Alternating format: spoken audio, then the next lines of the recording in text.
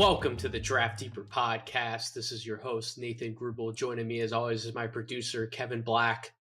Really quick solo pod tonight. I'm recording this on Wednesday, November 10th. Just want to get some general thoughts out, not only about the Champions Classic, which, if you are subscribed to the No Ceilings newsletter, you would have already read this morning some of my thoughts on the Champions Classic, along with Corey Tullaba from the Draft Deck, who was there last night. I'm jealous of him. He was there in person at Madison Square Garden for a rocking environment, especially the energy that was coming from that Duke-Kentucky game. Man, I wish I would have been there in person, but I did the absolute best to evaluate all of the action sitting from my couch. Absolutely go read that piece up on No Ceilings. Definitely check that out. But I want to talk about some of those guys here on the podcast to get those thoughts out to any of my audience who hasn't read that article yet. And I kind of want to talk about some other guys, hit on some other prospects really quick as well, who had their day one debuts last night. But let's start in New York City. Let's talk about the big game of the night, Duke and Kentucky. Obviously, Paolo Banchero was the guy who stole the show, right? He came out. A lot of people have him projected as the number one overall pick for the 2022 NBA draft. If you've been listening to me on this podcast, I did a preview episode, actually our very first 2022 preview episode with Backcourt V, aka Tyler Rucker.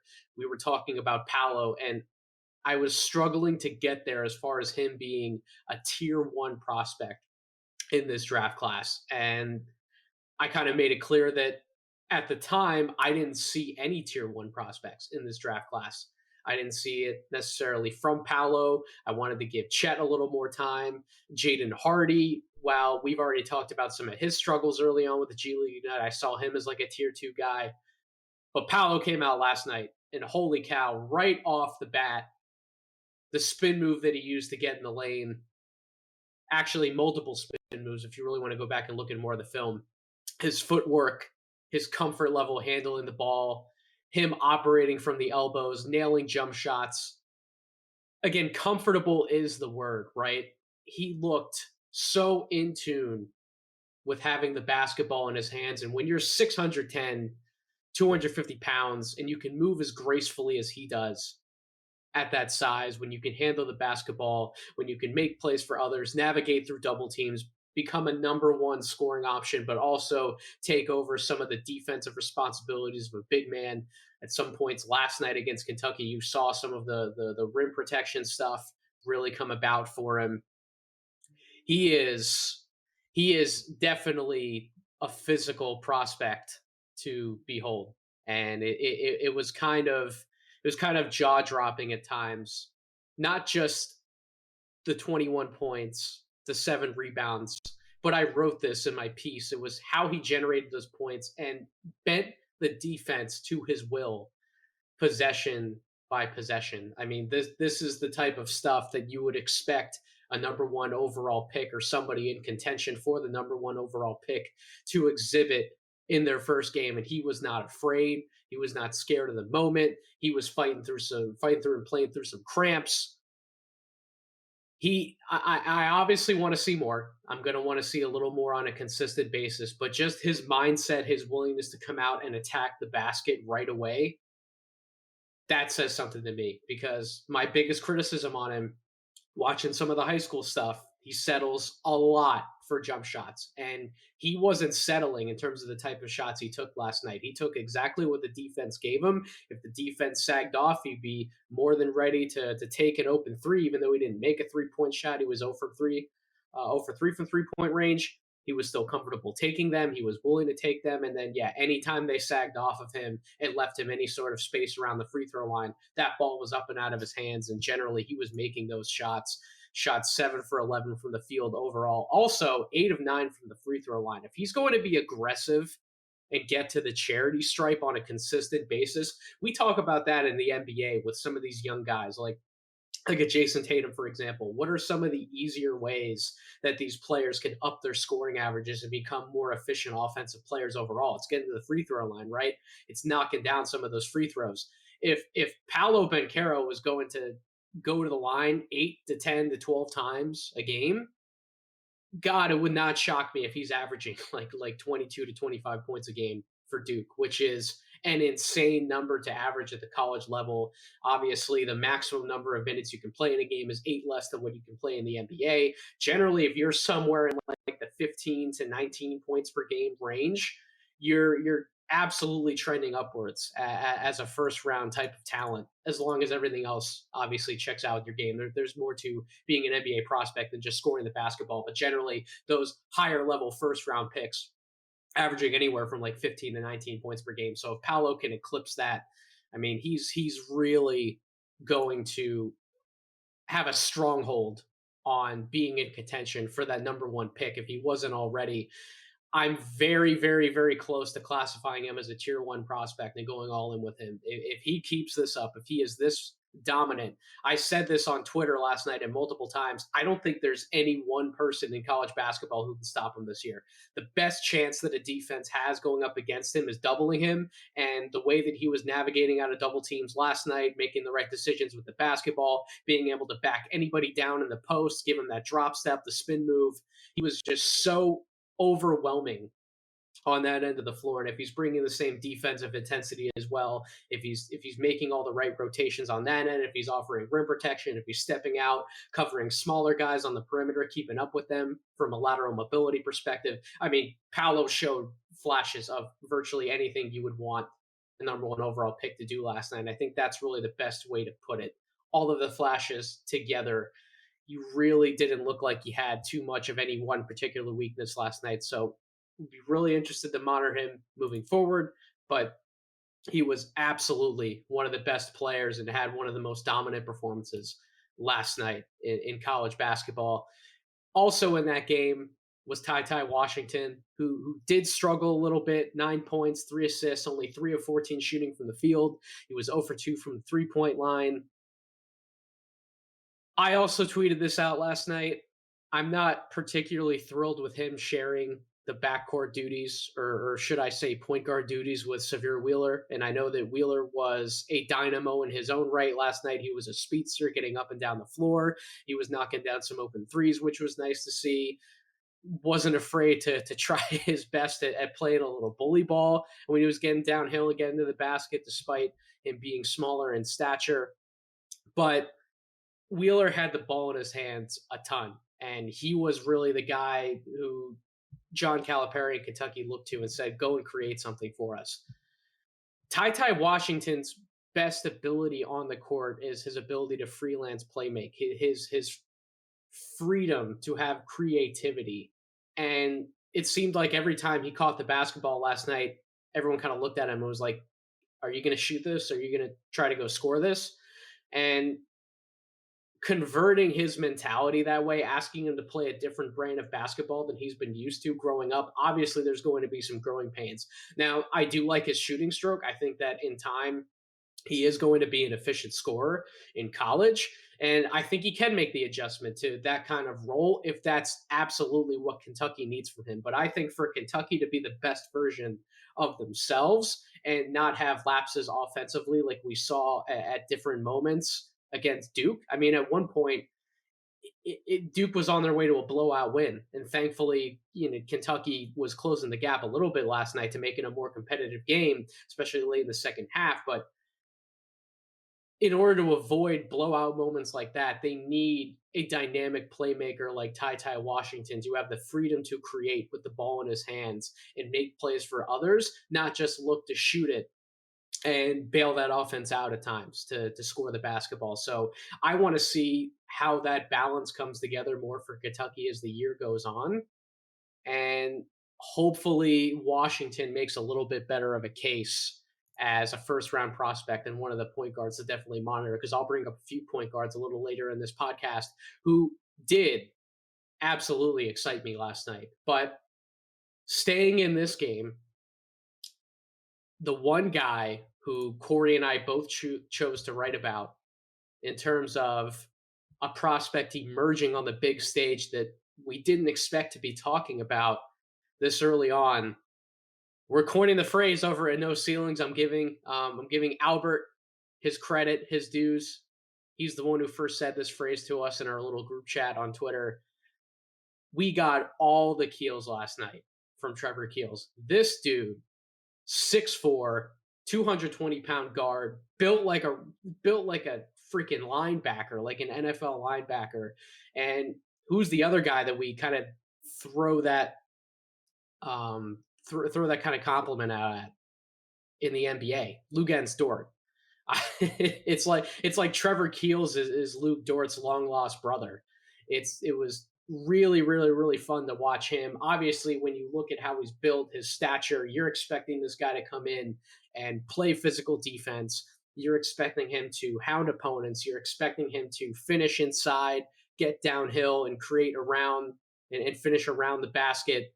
I didn't expect some of the passing flashes I saw from him. He was only 1 for 4 from 3-point range, but the stroke looked good. He looked confident taking those shots. Yeah, some of the passes he made, especially that jump pass by the free throw line when the defense came over and doubled him, and he hit the rolling big man right in the wheelhouse for an easy finish down low. Trevor Keels, he is going to be a fun player to monitor. Is he definitely a first round type of talent? Last night he played like one. And we've seen some other Duke guards in years past come out and have a really good first game, maybe a really good second game to follow, and then they sort of fall off a little bit. Jay Billis was talking about him pregame. I've heard Mike Schmitz mention his name before as somebody to definitely watch. Some of the stuff that he said on social media. Yeah, we're all keeping an eye on Trevor Keels at this point. He is not going to surprise us at any other points. Again, his stat line bears repeating: 25 points, 3 steals, 10 of 18 shooting from the field overall. Very, very, very impressive debut for Trevor Keels. And that Duke team overall, I know AJ Griffin didn't get much of an opportunity to play last night. He's still technically coming back from an injury. They're trying to progressively work him into the lineup versus throwing him out for big minutes right away. I think the only real reason he played last night was because Paolo and some of the other Duke players had cramps in their legs and they had to sit out for a little bit. So AJ Griffin got an opportunity.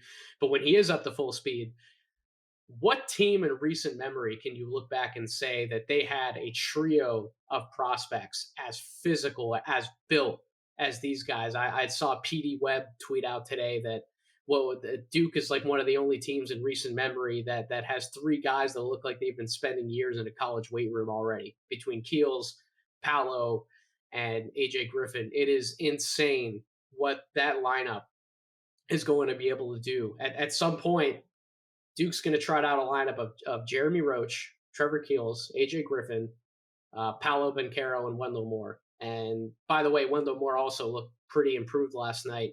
He was very confident taking mid-range shots. He was scoring out of pick and roll sets.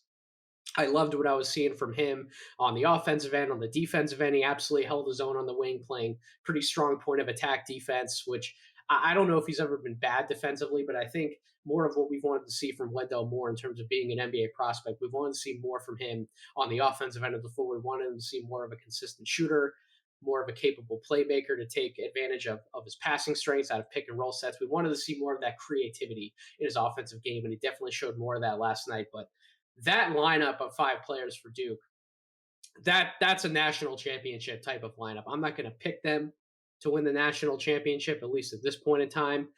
That pick will actually go to the next team that we'll talk about, some of the prospects there. Kansas, Ochai Agbaji absolutely looked like the national player of the year, or somebody who should be contending for that award last night. 29 points, 9 of 17 shooting from the field, 3 of 6 from 3-point range, 8 of 8 from the line.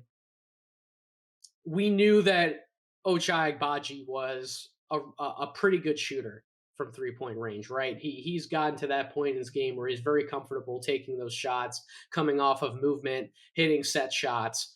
But really, he looked so in tune handling the basketball last night. And I had a little bit of a pushback on a tweet today when I said that he looks like he's finally putting it all together. What I really mean by that is, last year, if you go look at a lot of the synergy numbers, the shot attempts that he actually had around the basket versus the number of jump shots that he took last year per synergy, the split was very, very, very wide. And last night he took 7 jump shots, but he took 6 shots around the basket. that gap is a lot narrower than the one that we saw in terms of his overall scoring splits from last year, again per synergy stats. And that's some of the balance that I'm talking about. When Agbaji had some of those drives last night, some of those finishes in transition where he was comfortable running out, sprinting ahead, and not stopping and popping, but continuing his head of steam and getting to the basket and finishing the play. That's some of the balance that a lot of people have been looking for in terms of him being able to score the basketball and what he can bring to a team at the next level. They're looking for that balance. If he's just settling for jump shots and that's all he's doing on the floor, he's not as valuable of a player offensively, despite how aggressive, how physical he can be defending on the wing. But when he does have that balance, when he's confident in his ability to dribble the basketball, that one play that he had, and I referenced this multiple times on social media, where he had that around the back dribble to kind of keep his handle and be able to get to the basket and draw the foul. That was one of those plays that you watch on film and you go, that is something that I do not remember seeing last year at all from Agbaji. That was definitely impressive. Yeah, again, some of the stuff I saw from him last night, he seems like one of those guys. If he keeps that up, he's going to play himself in the first round consideration, despite his age. Absolutely. Kansas, Christian Brown always stands out to me. The numbers aren't eye popping. 6 points, 8 rebounds, 2 assists, but he was playing up a spot. Then he usually is. I think he's more of a two guard. He generally has played the three at Kansas, and last night he was even playing the four because of Jalen Wilson being suspended for that game. He held his own on the boards. He's always an instinctual rebounder on both ends of the floor. He's a heady playmaker with the basketball in his hands. He makes the right passes. When he did get shots to start falling in the second half, he looked like so good of a player and a prospect. Is he a first rounder? Probably not. I don't think he's that dynamic of an offensive player, but he's one of those guys I could absolutely see a smart basketball team using a second round pick on him to bring him into a locker room and kind of let him be like an eighth, ninth, 10th man in a rotation, bring him off the bench, and you at least have a level of stability with Brown in the lineup. You know he's not going to do dumb things with the basketball. You know he's going to be an intelligent player on the floor, very confident stepping into open shots. He can get the ball where it needs to be. The ball doesn't stick in his hands. He keeps it moving. And then defensively, physical, a lot more physical than you would think of Brown when you look at him. He's 6'6". He is built pretty well. He's competitive. He's feisty. He challenges guys on the defensive end. I love what Brown really brings to that team. You have Agbaji, you have Brown, the point guard play last night between Remy Martin, DeJuan Harris, Bobby Pettiford. Bobby Pettiford's definitely another guy along with DeJuan Harris I'm keeping an eye on this year. Maybe not for the 2022 draft, but absolutely taking some notes and keeping tabs on him for years to come. Their point guard rotation is stacked. They're looking really good on the wings. David McCormick was awesome last night. We know what the team's going to get from Mitch Lightfoot. He's not the most impressive basketball player by any means, but he's experienced enough to the point where he knows how to do his job the right way. And then when Jalen Wilson does come back, he's just another dynamic offensive weapon to add into the mix, mainly because of his shooting ability, his ability to stretch the floor from deep, keep things spaced for that team. They can continue to play 4-round-1. I love what Kansas is bringing to the table. If you had to ask me who's winning the national championship today, Kansas would without a doubt be my pick. And in that game, we saw a few guys on the Michigan State side. Really, the one player in that game who everyone wanted to see the most was Max Christie, the Michigan State freshman wing, 6'6". Scored 9 points last night, 3 rebounds, 3 of 10 shooting from the field, 2 of 4 from three-point range. His game isn't sexy by any means. He's not going to blow you away. But what he does do, he brings a level of stability in terms of shooting the basketball to that offense. He's a willing floor spacer. He can cut without the basketball in his hands. The one play that I remember seeing last night that stuck out to me the most was when he did take his man off the bounce and he got to a spot where he could put up the floater in the lane. That shot looked clean. It looked good. It just didn't go in. But if he shows a little more of that in half court situations where he can actually drive and attack a closeout, take somebody off the bounce, get to the rim.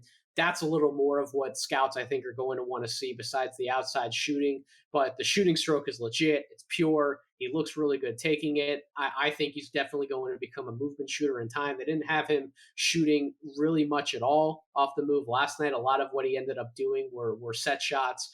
But I really like what Max Christie's going to bring to the table, I think, in time for that Michigan State team. Right now, he's gained a lot of traction, a lot of buzz as being a first round type of talent. I would agree with that. As far as how high he can climb, I'm not quite sure of that just yet. We only have one game of film under our belts. So let's let a lot of that simmer. Let's let a lot of that play out. But those are really some of the thoughts I wanted to get out on this podcast regarding the Champions Classic. Again, quick hitters. If you want a few more of my thoughts, you can absolutely check out the post that's up on No Ceilings right now, where Corey and I went back and forth. Let's just really quick whip around the rest of college basketball to some other debuts that were made last night. Obviously, Chet Holmgren's stat line caught the eyes of many for Gonzaga in his debut. 14 points, 13 rebounds, 6 assists to 5 turnovers, but also 7 blocks on the defensive end in a college debut. You know, it's the one thing that stands out to me when I go back and watch Chet's film. I can't recall a center prospect who has taken so much contact down low. Like, he literally gets pushed out of his spots because his body's just not there yet. And that seems to be really the only major gripe or criticism that everybody has about him as a prospect. But he gets pushed out of his spots. Yet his anticipation, his timing on going up and using his length to block the shot is second to none. He still gets blocks despite being pushed out of position down low. It's a sight to see. He is as legit of a rim protector as they come. Some of the stuff he was doing offensively off the bounce, some of the quick reads he was making. I mean, there were some possessions where he caught the ball and within a split second it was already out of his hands. He was dropping dimes left and right, pocket passes, you name it. Chet was doing it. There was even that one play where he got the rebound on the defensive end and he whipped that ball down court. What looked like to be a touchdown pass for the easy score in transition. Like, Chet Holmgren, holy cow, is he talented. And he absolutely deserves to be in contention for the number 1 pick, no question about it. I love what he's bringing to the table so far. I don't know how much I want to see of Point Chet from a volume standpoint. I like that he's willing to keep the ball moving and make plays, but in terms of him having to do all these different moves, all these different things off the dribble, forcing him to be a playmaker, I don't know how much I want to see of that at volume, because you saw the 5 turnovers last night. That's a part of his game I think that needs to come along a little slower than some of the opportunities he got for Gonzaga last night, but obviously a great debut for him. Couldn't really ask for anything more, and I'll be excited to see just how many blocks per game Holmgren can average this year in college. 2 other awesome debuts that were made last night.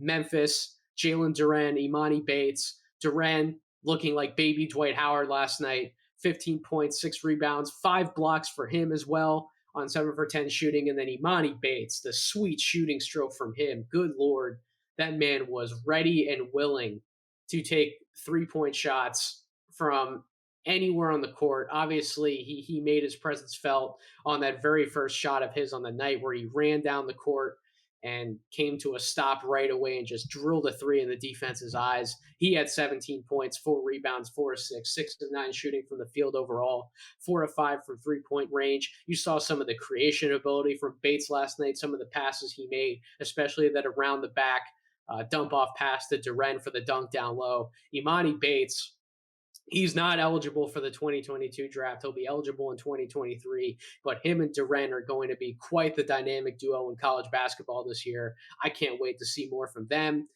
Jabari Smith at Auburn, projected top 5 pick. Jabari Smith, 8 points, 6 rebounds, 3 assists, 3 steals, 3 of 6 shooting from the field, 2 of 3 from 3-point range.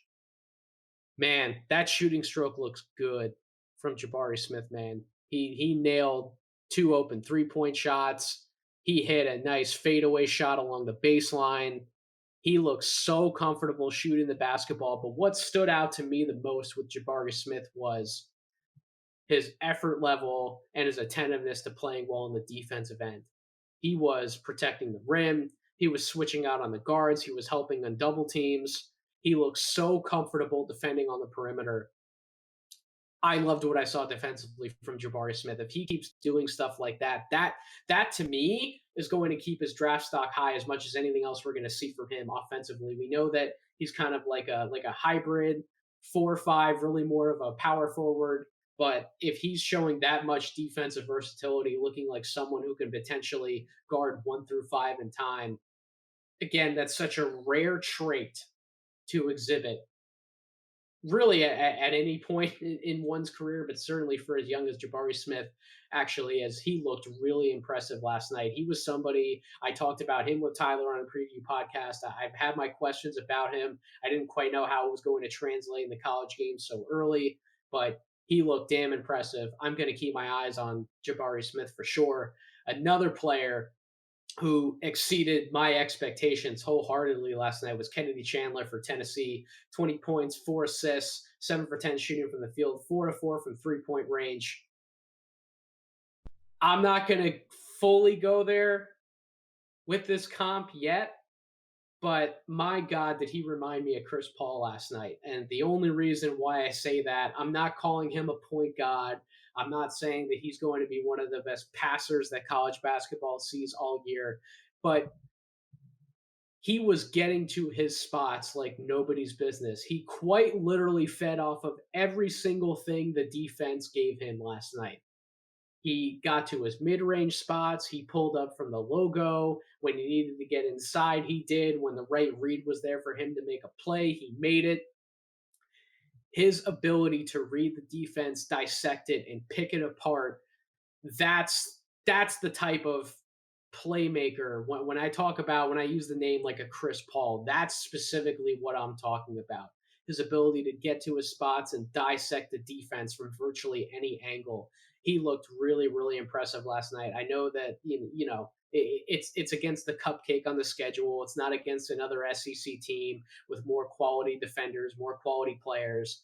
But from what I saw in the film last night, Kennedy Chandler, he looked like the best point guard in the class overall. Really impressive job. Another point guard that came out, Caleb Love, is a freshman. He's a sophomore, came back for his second year, but 22 points, 2 rebounds, 2 assists, 7 of 13 shooting from the field, 2 of 6 from 3-point range. Yeah, he missed 4 of his 6 3-point shots, but the 2 that he made were really confident shots. Stroke looks good. Obviously, looks a lot more polished, going to the basket, attacking, getting his points inside the arc.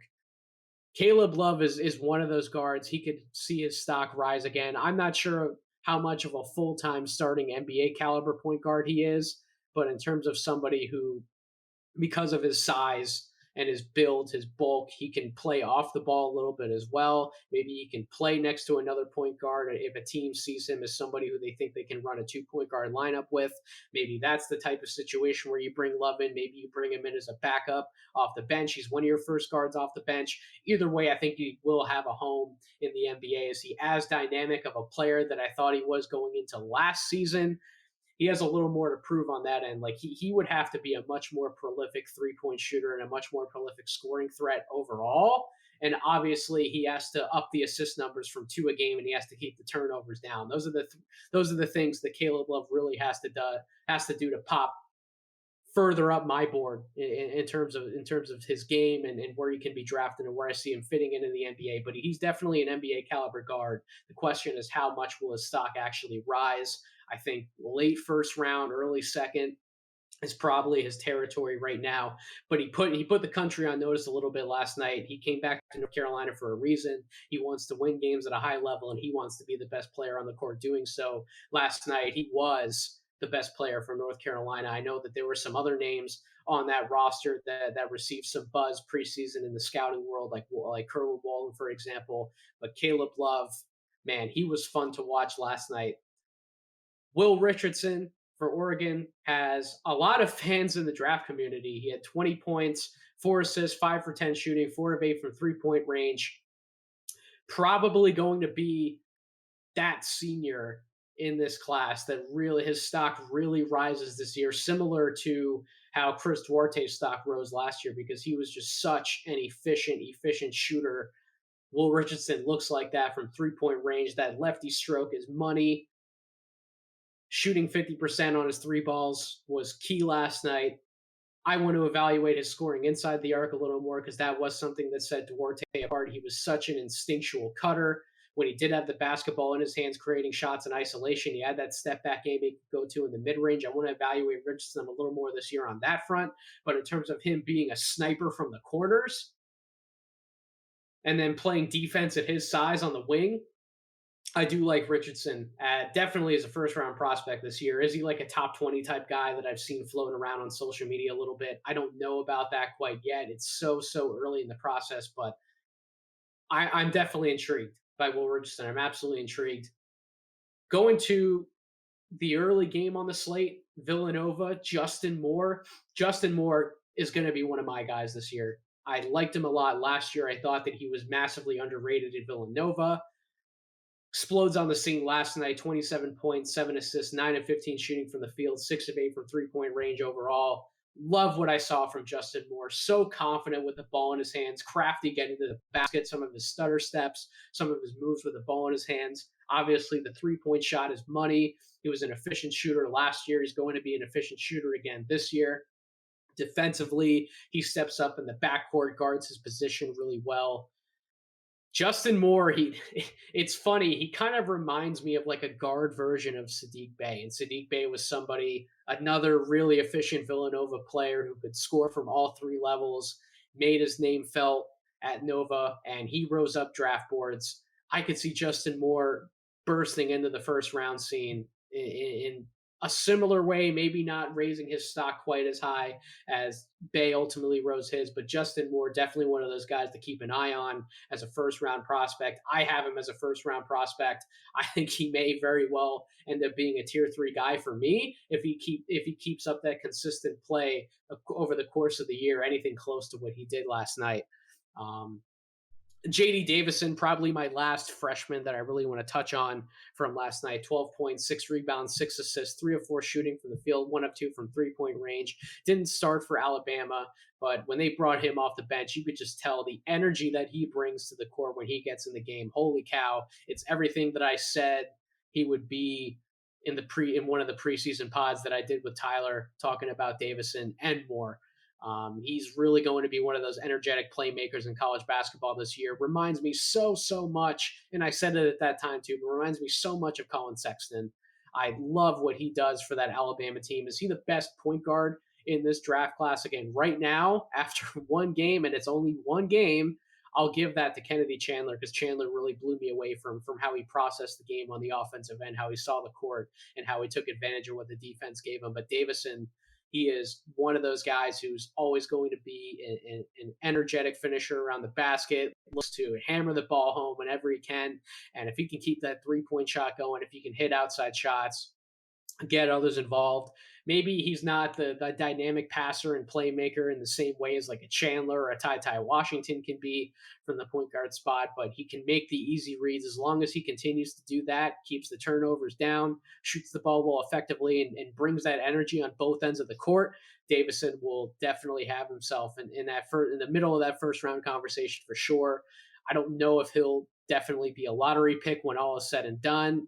I personally would have him in that range. I think that by the end of the year, I think Washington, Chandler, and Davison could all be in lottery conversations for the point guard position when it's all said and done. But he also impressed me going back and watching some of the film on him last night. But with that being said, that's going to do it for this episode of the podcast. Again, just some really quick reactions on what I saw from day one of the action. I'll have plenty more insight from the first full week of college hoops from a scouting perspective in my weekly column for No Ceilings called The Morning Dunk. If you're not subscribed to that newsletter, please go subscribe to it. All of the links are on all of our social medias. Myself, Backcourt V, aka Tyler Rucker, Corey Tulaba, Albert, Tyler Metcalf, all of our socials. They have all the information you need for No Ceilings. If for whatever reason you aren't following me on social media already, I find that hard to believe if you're listening to this podcast and you found it, but at Draft Deeper on Twitter, in case you aren't following me over there. Subscribe to this podcast wherever you get your podcast, Apple Podcasts, Spotify, YouTube. Keep your eyes out for plenty more content as the year is rolling along. I'll be really excited to join back with Tyler on this podcast. We'll record that next Monday. We'll do it as an offshoot of what I'll be writing about in the morning dunk as well. We'll be recapping a lot of the scouting storylines and some of the things that we saw from the first full week of college hoops. Until then, thank you all so much for listening. Hope you all have a wonderful rest of your week.